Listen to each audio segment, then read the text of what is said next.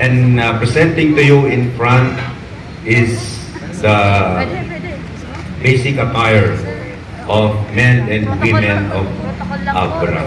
No? Basically, Abra is also known in the Philippines as the dye capital, no, of the Philippines, Abra. Kasi magaling din po sila doon sa pagdadye ng kanilang mga garments. Pero ang kalimitan at karamihan ginagamit nila is this color, white and red. Bakit? Kasi po mainit sa Abra. Warm yung kanyang temperature, no? Kasi kung gagamit ka nga naman ng pula, tapos sasamahan mo pa ng itim or indigo colors, medyo ano na siya. But in general speaking, ito po, ganito po yung kanyang itsura, no? Yung pangalan o kaya yung kanilang sasayawin po ay Baliwas.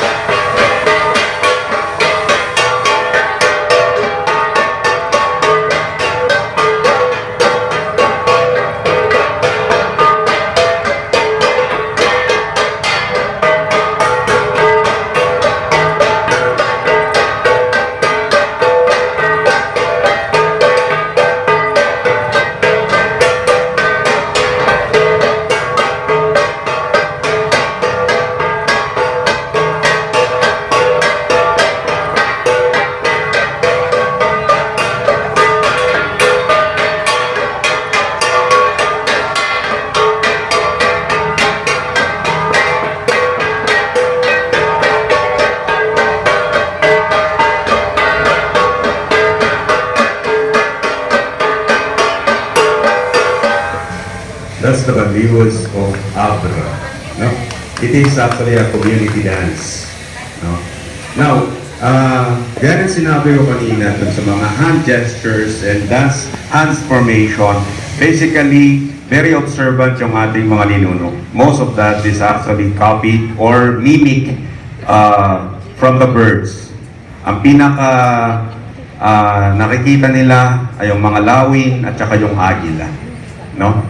Yun po yung kanyang, kaya nga, even noticing the slightly bending of the body from the torso going down is actually the gliding of the lawin, the eagle or sparrow or any bird. Kasi doon nila ina-associate yung ating existence, no? Dito sa mundong ibabaw, na meron din pala tayong mga kasama dito, hindi lang pala tayo, no? And if you again notice, hindi kami lumalayo doon sa circular formation because we believe in Cordillera, we don't cut corners. Kaya wala kami masyadong squares, triangles, and rectangles. Lahat yan paikot, pabilog.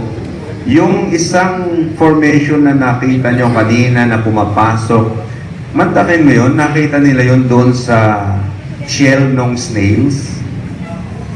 Yun, no? O kaya yung fern na pagganon, ng spiral. So sabi ko, paano nila nagagawa yun, no? So, kung paano man yun, nasa ating mga ninuno na yon kung paano nila nakuha yon at pinasa sa atin, no? Kaya kung mapapansin natin, we go circle. Because here in the Cordilleras, in our forefathers, we believe, no? And going through the process, we believe in the process, no? Kasi pati nga po yung planting cycle, harvest season, we follow kung ano yung nakakalendar na binibigay sa atin ng panahon, no? So yan ang padiwas ng Abra.